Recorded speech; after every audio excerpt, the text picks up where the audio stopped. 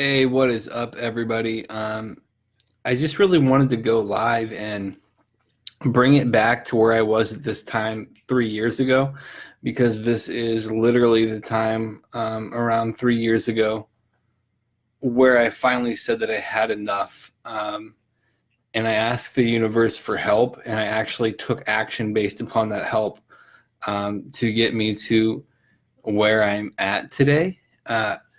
And I just want to recap kind of what brought me to that. And share what that whole process was like in case anybody else is at this point where they feel hopeless, they feel like there's no other way, and they want to make some changes, but maybe they don't know how. And I'm not going to say that the path that I've taken is the path for everybody. It's just one story to maybe help you connect or maybe help you understand that there is a different way. And I don't know that this will even reach anybody, but it's not really about that. I guess it's just about the vulnerability and showing up. So on September 1st of 2016, I was emotionally tore up. They say spiritually bankrupt, emotionally bankrupt, mentally bankrupt. I was definitely physically without money. I was just completely devastated. And at this point in my life, I had already been in and out of the psych ward multiple times, and that didn't break me. But this feeling that I had 3 years ago at this time, there was this feeling that if I continued on, I was going to end up in the psych ward and not come back. I was going to end up in jail for a long period of time, or I was literally going to die as a result of the choices that I would make.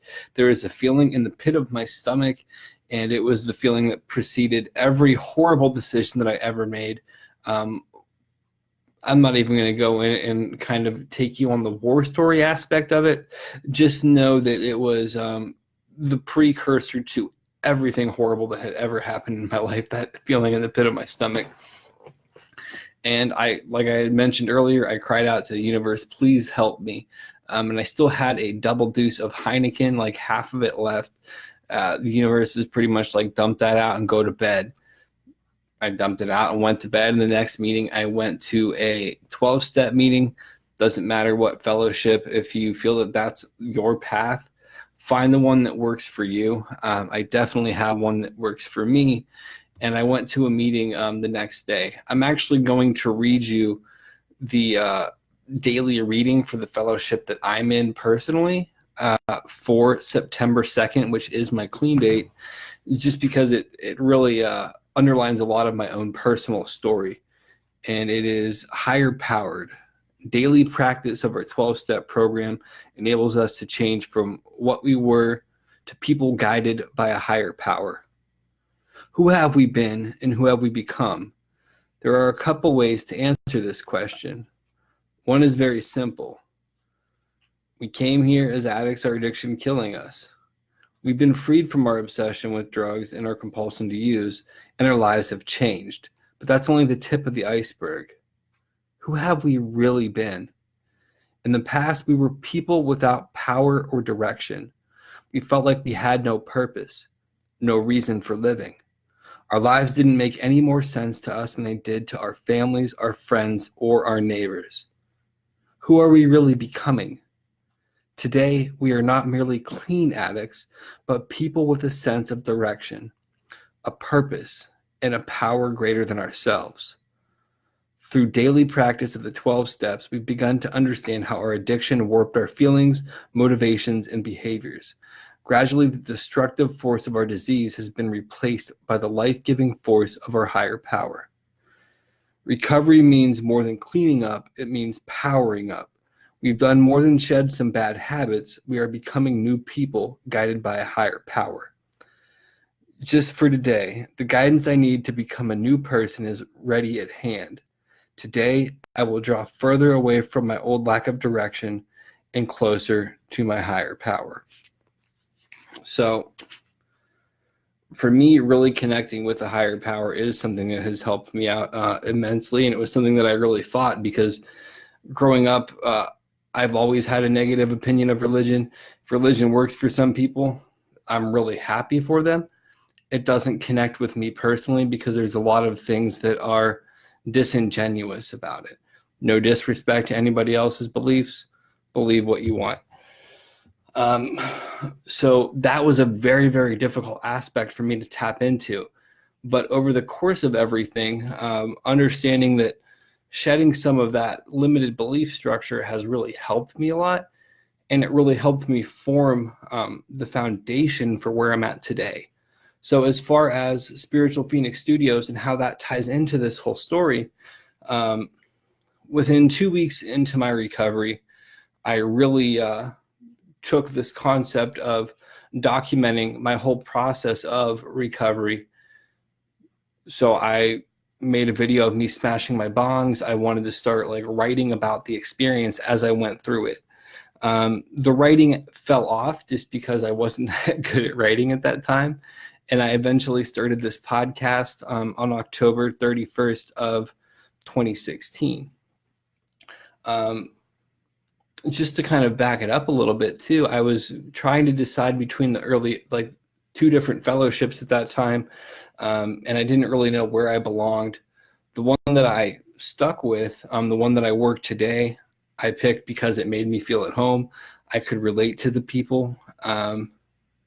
And it really just felt right for me. And the thing that felt the most right to me is when I was going through a really difficult time, I actually sat down and opened the literature of that fellowship for the first time. And it talked about how we tell ourselves that in a year I can use again, or eventually I can get high again. And that's pretty much what I thought. Like at that time, I thought I can stop getting high for a year. And a year later, I can pick it back up. Everything will be fine. My life will be sorted out and things will be great. I didn't really understand at the time that the issue wasn't the substance. The issue was me, and that the substance made things worse. But when I read that line, it made me realize that maybe I need to reconsider all of this, because it talked about a second admission of powerlessness was necessary to build our foundation. So at that point, I really got more committed to it, because my life was a total shit show as a direct result of partying. Like I said, I don't really need to get into the horror stories of it, but just to rewind you back to what my life was like, never felt like I fit in my whole life, never felt a part of, always had a whole lot of emotional disturbances as a kid. So when I found substances at an early age, it was something that really, really connected to me personally, like on a deep level. I could feel comfortable in my skin. I could feel like I could talk to people. I could feel, I guess, quote unquote, normal, although normal doesn't exist. But that's how it made me feel. It allowed me to feel like I could connect. So as I found those substances, I'm somebody who had consequences the very first time. And that first time I didn't get caught using, but I did get caught doing stupid shit. The very next time I had consequences. Just to highlight one key aspect, the first time I used the liquid substance in excess, I blacked out and slept behind a department store in the middle of winter underneath a mattress covered in broken glass and mud. That's not the usual experience, and then most people would probably stop there. Not only did I not want to quit after that, I viewed it as something that was fun and funny, and other people kind of gave me attention because of it. So I really liked that. If I got really intoxicated and acted a fool, I got attention. So that became my persona for the next 15, 20 years. So to speed all of this whole thing up, there's this whole aspect of using, getting in trouble, getting bailed out of the consequences or somehow avoiding consequences.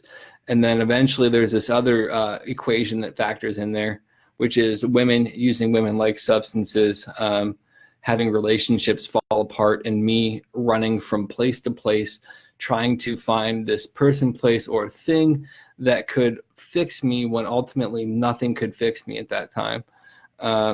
It was this whole long odyssey of self-destruction, self-sabotage, and dragging a lot of people along with me and burning all sorts of bridges. Hey, what's up, Christina? I see your little emoji.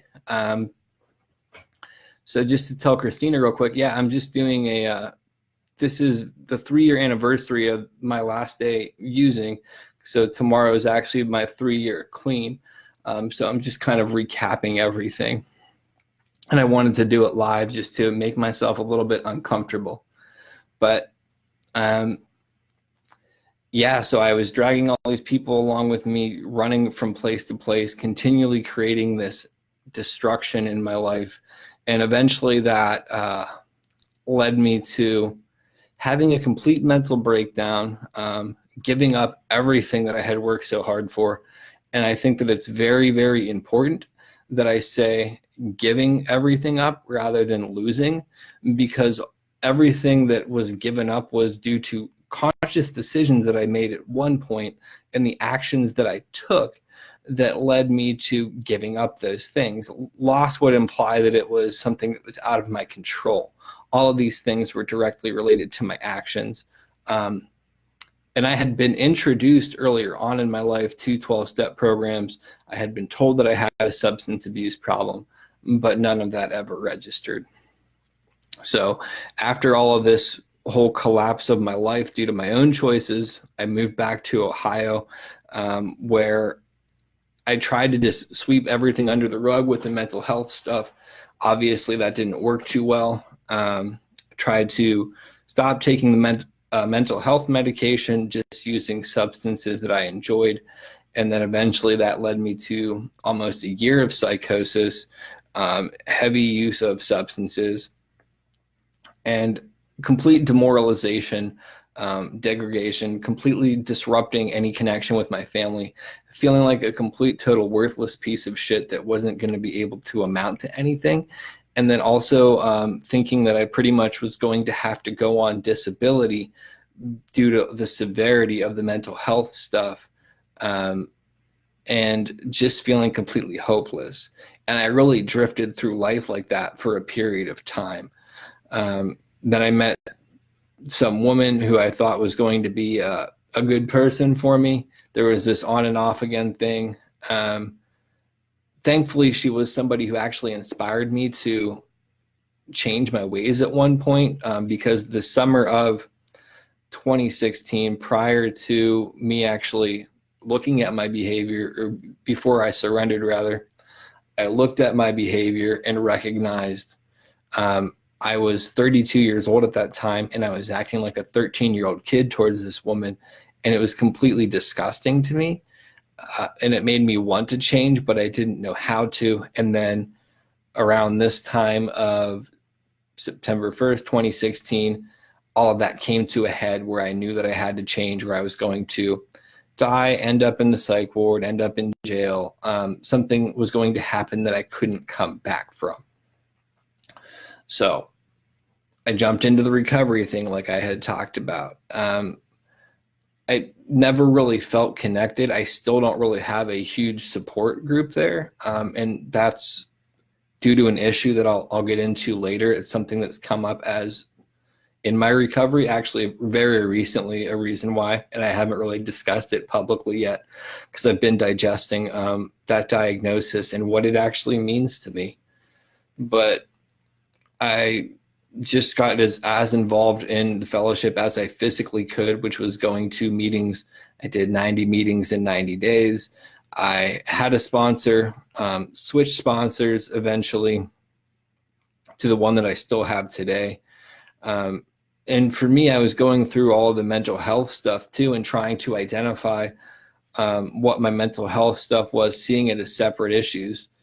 And one of the things that the guy who sponsors me now basically told me is you have to see them as the same thing. Don't see them as separate issues. And that's something that literally has saved my life and prevented me from being completely hemmed up in this thought process, because it would be very easy to create a back door and say, well, this is this condition and I don't have control over it.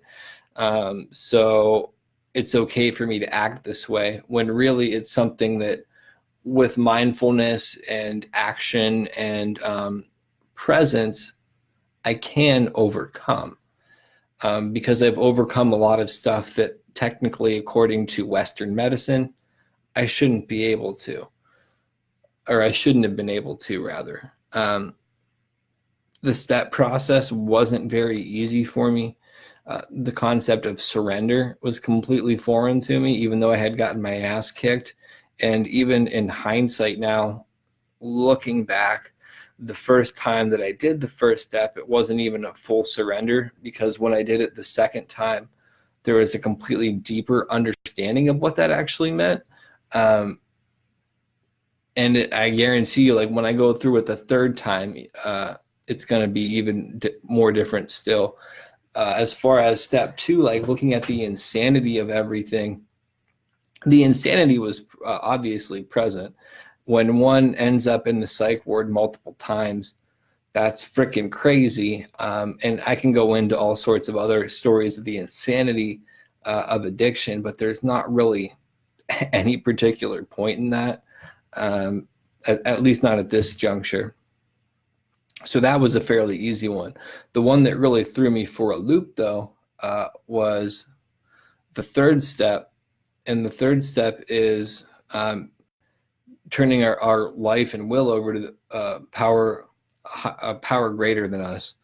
And that's still something that can be difficult at times, because it's me letting go of the illusion of control, which is something I've worked so hard on. And at that time, early on, I had this really fucked up concept of like what that would be like.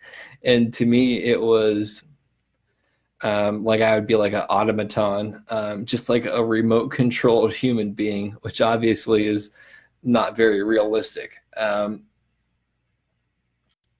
Fourth step the first time was something that was difficult for me too, because it was difficult for me to disassociate what was done to me versus what I did to other people, and to actually look at my part in problems and remove the other people's actions, or diffuse it, or only focus on my side of everything. And fifth step, sharing with somebody else, a lot of that stuff was incredibly difficult. And more recently, on the second fifth step, there was something that I didn't remember at the first time that I went through my fourth step. So having to share that, and it was something that was really freaking dark and heavy. That was really, really difficult, and it really weighed on me greatly. The character defect thing that you get in step 6, that one was kind of funny the first time that I did it, because I didn't think that I had any. I thought maybe 1 or 2 things. And then my sponsor told me to use this list of character defects. And then it turned out that there was like 114 character defects on that list. I had all of them. This time when I went through it, I did a lot more intensive search and all of that stuff, wrote on it a lot longer. And I have a lot clearer understanding of it and seeing those patterns in my life. So I've been able to learn to navigate that stuff a little bit better. And it's really improved how I relate to other people, how I relate to myself, and being able to minimize some of my destructive tendencies. 7th step is pretty much allowing that higher power to remove those shortcomings. That was one that I didn't understand fully the first time, because the first time I was under the assumption that, although I'm not religious, that saying God helps those who help themselves. So I thought it was something that I personally had to do. And it wasn't so much that I personally had to do something. It was that I had to be willing to let go of those behaviors, to stop acting on them, to pretty much not act when there was that moment of pause in my behavior. And this time around, what I found is it really is just a matter of, when I get that thought, I shouldn't do this, just not doing it or not justifying it. And I'm not perfect at it. I'll never be perfect at it, but I'm a lot less of a dick than I used to be. So I think that that's what's super important, is not being a total dick bag at all times. What's up, Andy? I'm just going through and kind of discussing my process with recovery and celebrating my 3 years kind of live, because at this time 3 years ago I was at my rock bottom. So I just wanted to kind of do something like this. But yeah, and then step 8 is making a list of all the people that we had harmed and became willing to make amends to them all. This is something else that messed me up. And a funny story about that is, so when I had like 30 days clean, I actually called up one of my ex-girlfriends who I dated on and off for 4 or 5 years, out of the blue, and pretty much told her that I was sorry for being a piece of shit when her and I were dating. And the thing that's funny is she's already married, had like a kid, and like had moved on. This was like a decade that had already passed. And what messed me up is she didn't even care. She wasn't like happy or sad. She was like, oh, okay. I didn't call her up either. I messaged her on Facebook, so it was even more chicken shit. Let me get that part of the story straight. And it was super funny because it messed me up so bad to be like, she didn't even care. What the hell? But then finding out later that you're supposed to have the foundation of all the other steps when you approach this stuff, and then also talk to your sponsor prior to going through this. So first off, you don't mess up other people, and you don't do stupid shit like call your ex out of the blue or reach out to them on Facebook like a little chicken shit. And so you don't make things worse, which thankfully I didn't. I just got my feels hurt a little bit, and thankfully I survived. But the amends process this time was a lot different for me, in the sense that the first time it was pretty easy to understand that I had hurt all of these people, and that there was things that needed to change. And I could blame that all on being an active addiction. There's a level of being able to be accountable for it, but not necessarily be responsible for it, because I wasn't in my right mind. I was intoxicated, I could tell myself.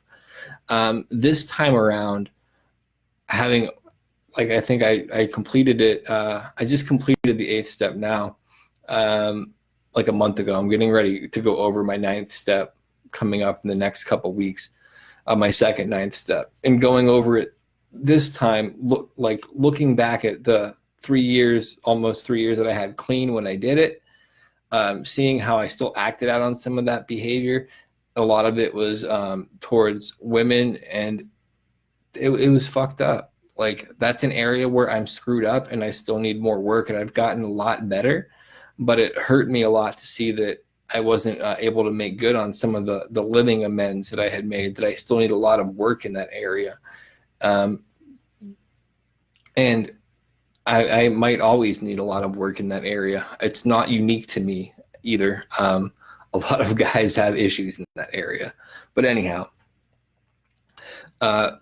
so going on to the 9th step for my first time, since I've just written on it, I can't speak on it the second time, but going on to it the first time, a lot of it really wasn't just saying I'm sorry.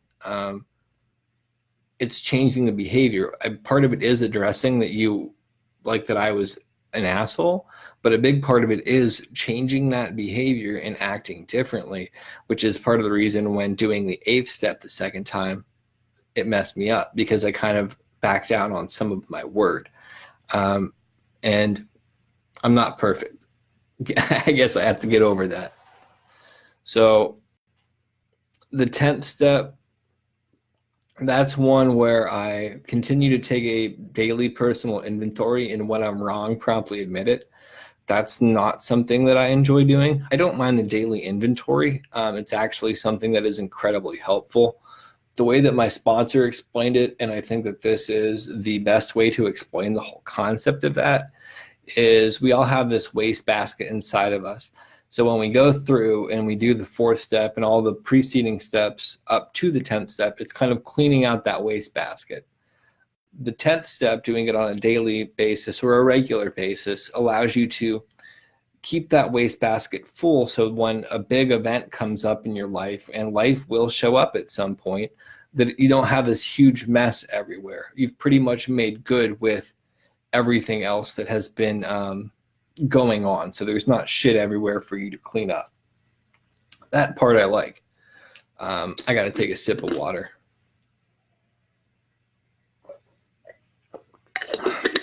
What I don't like is having to admit that I'm wrong.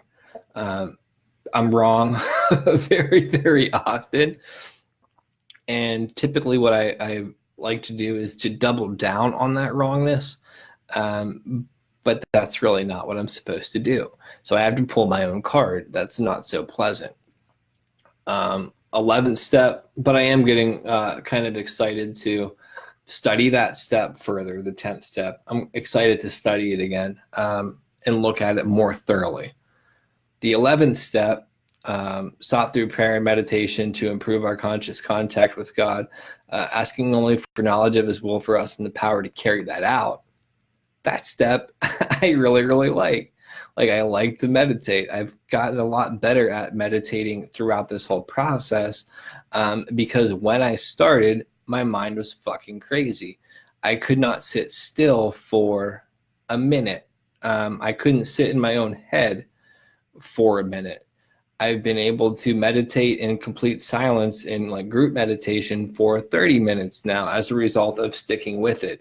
And that's just to show you that you can make progress by just sticking with stuff. I know that most people already know that, but sometimes we forget it. And meditation is one of those things that a lot of people, I think, overcomplicate by this concept that it's about clearing your mind. It's really, really, really about letting your mind clear.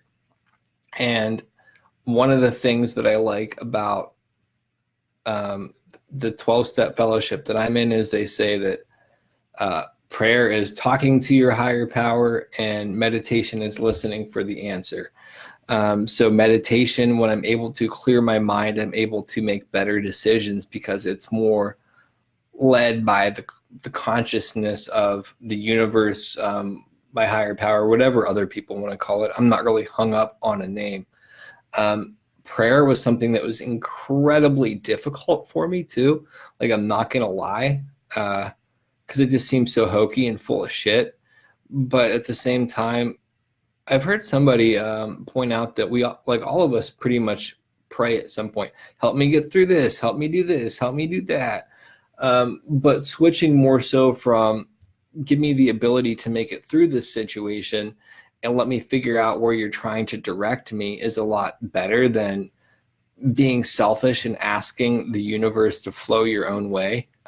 This is actually like one of the big gripes that I have with a lot of the new age circles is in directing a lot of this stuff more so than asking the direction that it wants to go.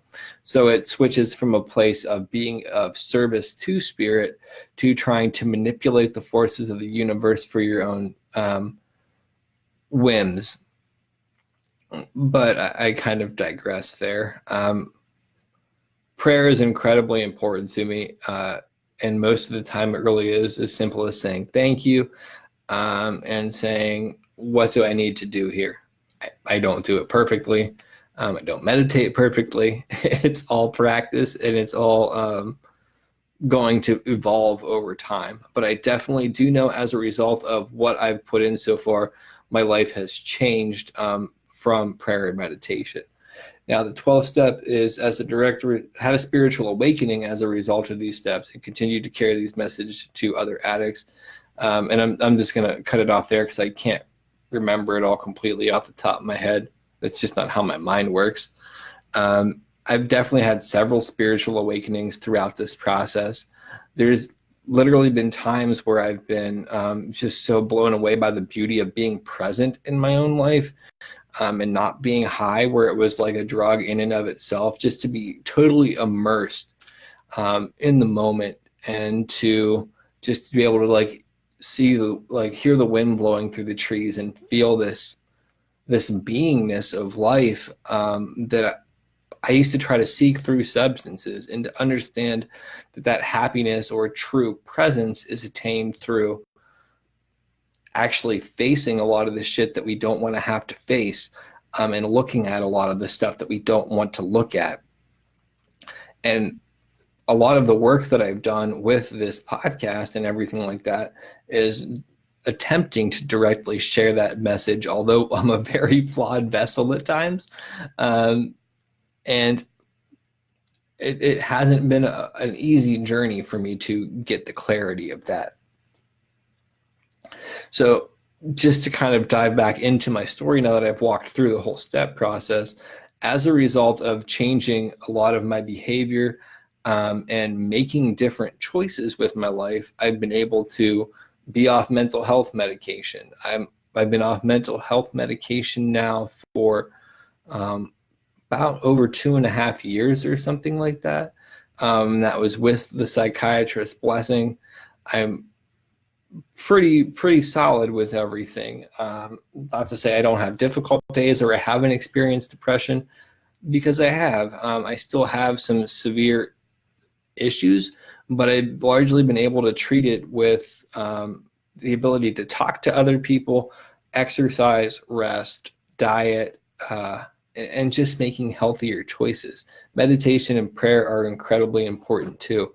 One of the things that my sponsor really made me understand is that the spiritual component of recovery is like essential, because there's going to be situations where all you can literally rely on is your belief in the universe, God, higher power, whatever you want to call it, being there to support you and get you through these situations.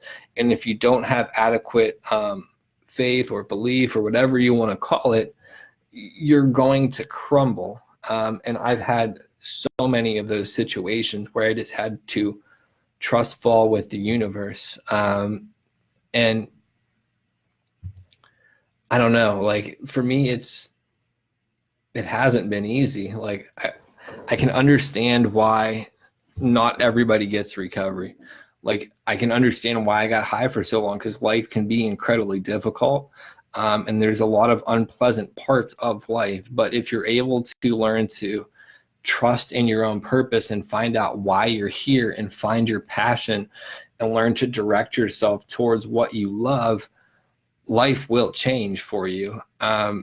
Because prior to all of this, I had no real purpose. Like I really just wanted to get intoxicated and run away from everything. As a result of being in this process, like I had said, I got off mental health medication.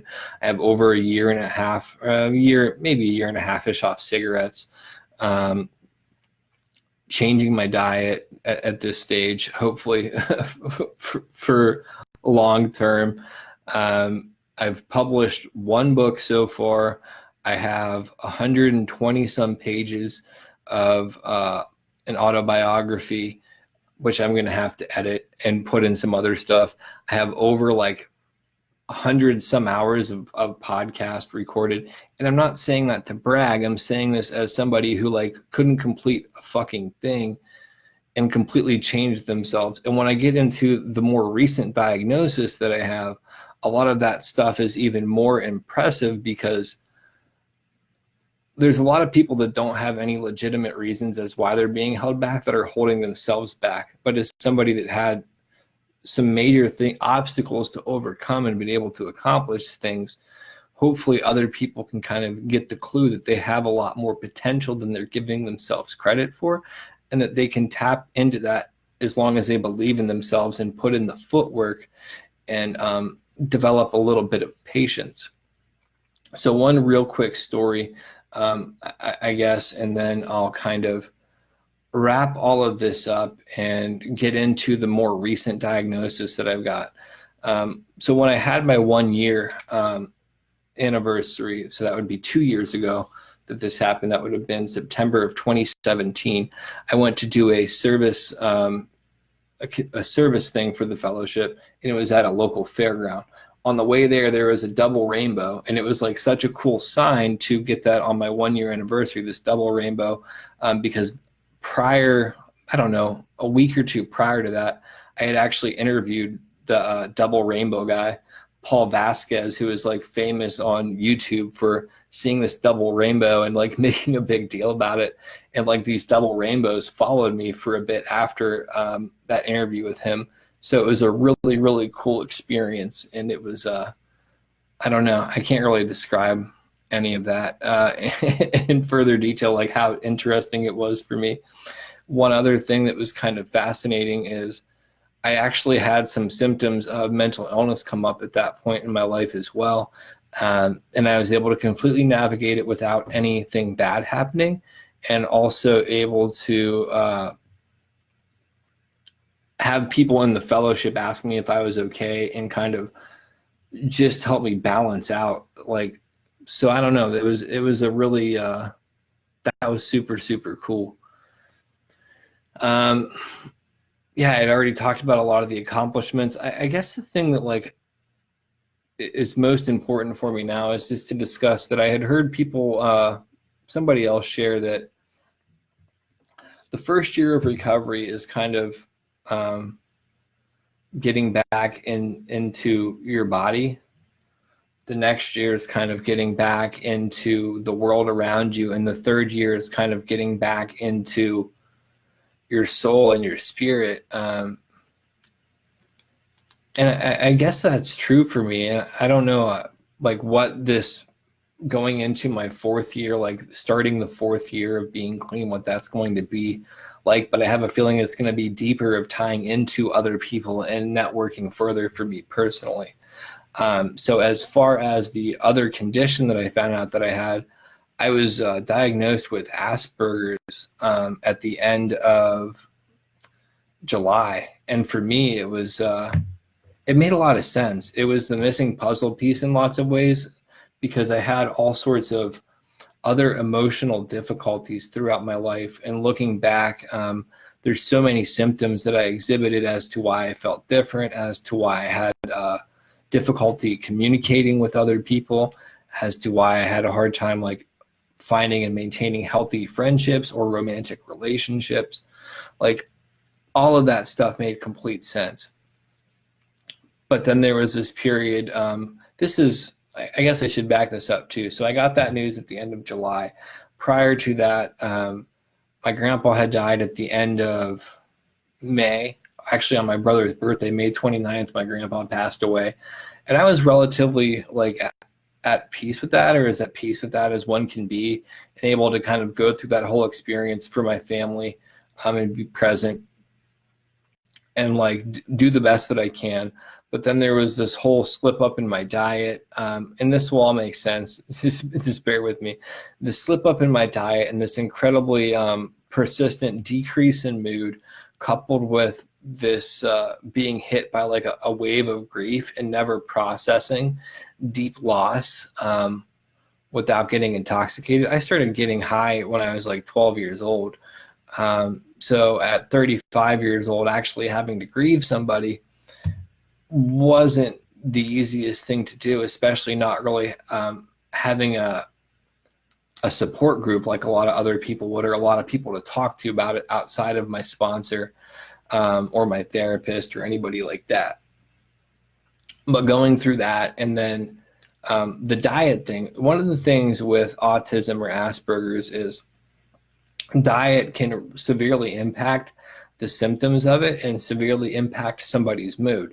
So not understanding that, and having also having a diagnosis of bipolar and all of these other things, emotionally I was all fucked up from my grandpa dying. My diet fucked me up further, because diet can impact bipolar and all that stuff as well. And then just having a lot of difficulties with my mom, not because there was actually an issue with my mom so much, but because there was just a lot of shit going on in me and I didn't know what it was. And then all of this guilt that was coming from starting these fights with my mom or arguing with my mom, and going through this whole process of everything, and then feeling guilty that at 35 not being able to move out, and not understanding at that time all of these different setbacks that I had that I had been operating under without knowing. So just to kind of walk you through that process, near the end of July, after getting this diagnosis, I pretty much had asked my mom, can you please help me just get a place? I know I can get on my feet if I can get out of here, just because I can work a different schedule. So that kind of brings us up to the past month. One cool thing about this past month too is earlier on this year, I went to a psychic circle. At the psychic circle, I kind of had said that August is going to be my month, and the other person was like, "Yeah, August will be your month." And sure enough, like as far as big change, energy shift, all that stuff, August was the month for me. So I thought that was cool. But like I went through getting settled in this place, trying to establish this new routine, taking this risk, seeing that this money is going to be coming into my business in a big way. So I will be able to be self-supporting, and it's just all of these different changes, but at the same time, still dealing with really understanding what it means to be 35 and have a condition which impacts social life and the ability to form healthy relationships and the ability to interact with people in a deep way. And like, it was fucking deep. Like, I guess is the best way that I can put it. It was fucking deep. And then looking at my ninth step now, and most of the stuff on my ninth step is about like being able to rebuild relationships with people and being able to maintain stable friendships and being able to reconnect with family members like on a deeper level, but then also understanding that a lot of that stuff I literally don't have the skills. But it was funny because I talked to my sponsor today about it, and he kind of brought up something that was similar to what he said about the mental illness stuff, which is pretty much you can't see it as separate issues. And I'm not going to lie and say that it didn't piss me off or that like I don't want to look at it through that lens, because I really don't. Like, I want to be able to say that this, that, and the other. But part of my own process literally is making things more difficult than they are and overthinking everything and mind fucking myself out of the ability to make things easier. Like I have to overcomplicate things for whatever reason. And one of the things that he's always told me too is you can't be too smart, or you can't be too stupid for this, but you can be too smart. Like, and I think that that's something that a lot of people fall into, is mind fucking themselves out of the good things by like overthinking, over analyzing, being up in here instead of leading from the heart or just taking risks.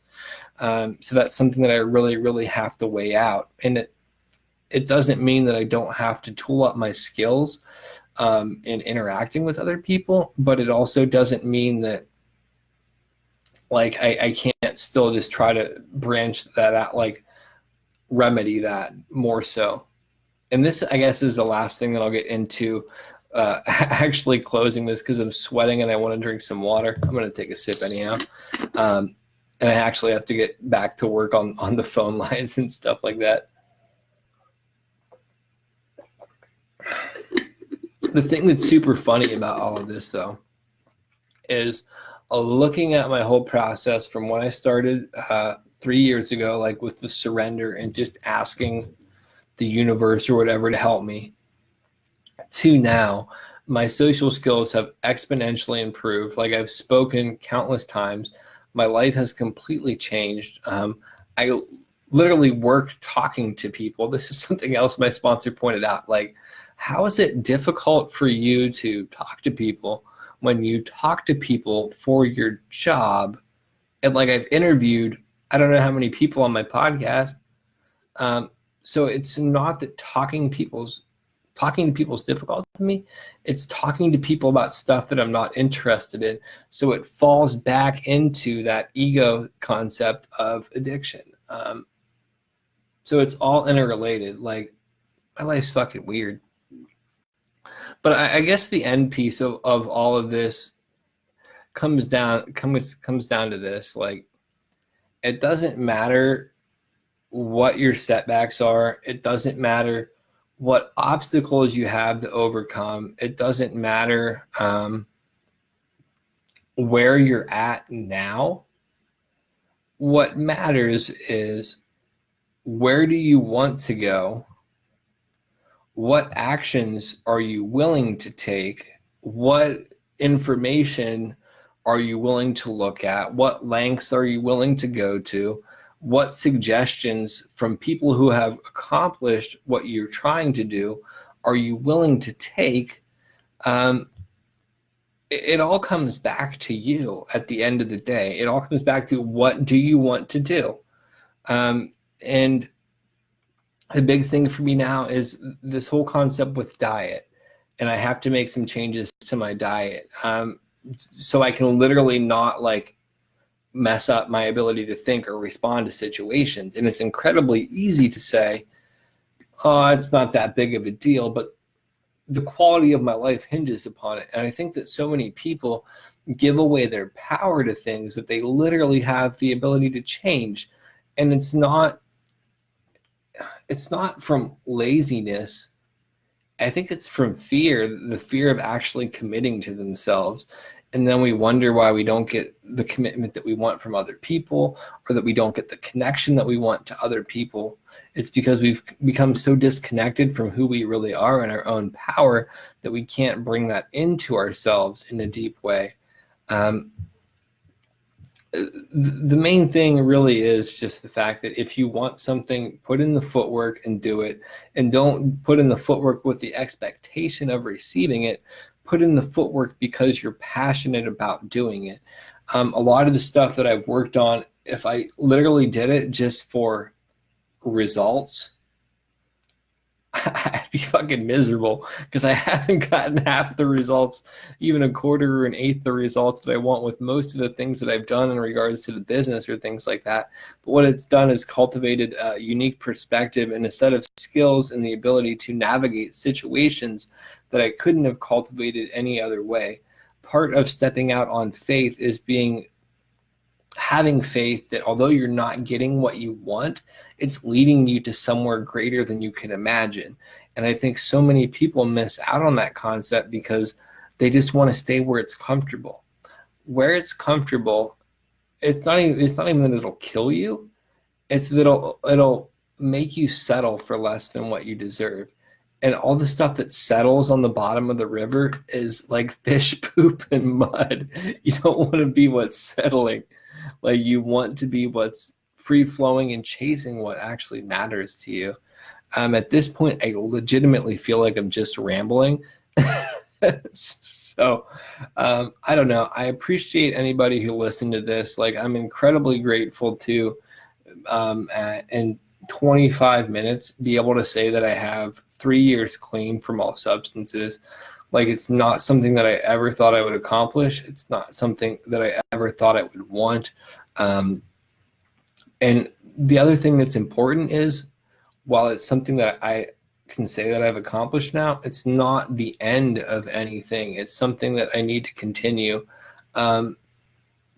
Because for me personally, I think all of the good things in my life hinge upon the ability to decide that I don't want to get high anymore. And that I want to live my life and show up for other people and be able to help them. I guess the last thing I'll say is this. This is for real the last thing.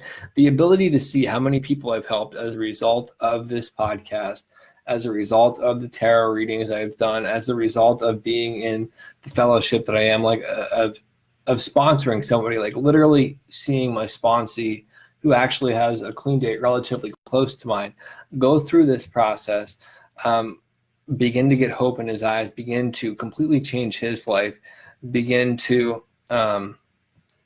get self-respect back, to begin to actually have dreams again, and to tell him that you have to have something that you like, a purpose, because if you don't have a purpose, you're not going to stay here.